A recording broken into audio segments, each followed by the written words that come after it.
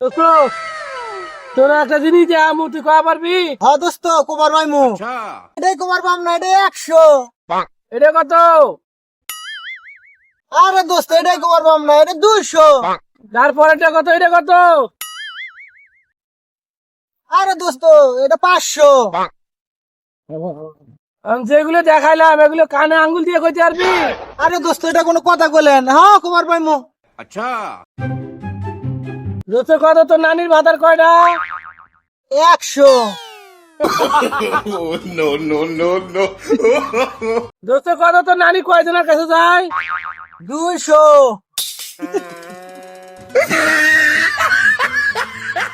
দোস্ত কত কত করে পায়?